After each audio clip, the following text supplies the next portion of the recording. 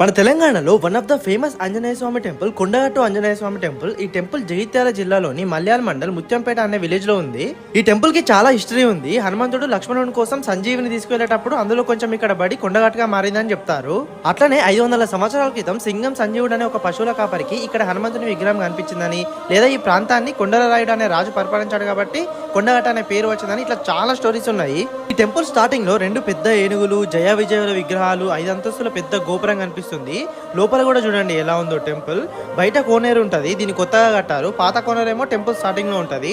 ఈ టెంపుల్ వెనకాల బేతల స్వామి టెంపుల్ ఉంటుంది. ఈ ఆంజనేయ స్వామిని దర్శనం చేసుకున్న తర్వాత బేతలం దగ్గరికి వచ్చి మేకలని కోళ్ళని కోస్తారు. ఇక్కడ ఈ టెంపుల్ కి కాయిన్స్ ని కూడా అతకబెడుతున్నారు చూడండి. కొన్ని వేల మంది జనాలు ఆంజనేయ స్వామి మాల వేసుకొని హనుమాన్ జయంతి రోజు మాల వినడానికి ఇక్కడికి వస్తారు. అప్పుడు ఈ కొండగట్టు మొత్తం కాషాయంగా మారిపోతుంది. మీరు ఈ కొండగట్టుకి వచ్చారా? వస్తే మీకు ఎలా అనిపించిందో కామెంట్ చేయండి. దీని ఫుల్ వీడియో యూట్యూబ్ లో పెట్టాను, చూడండి.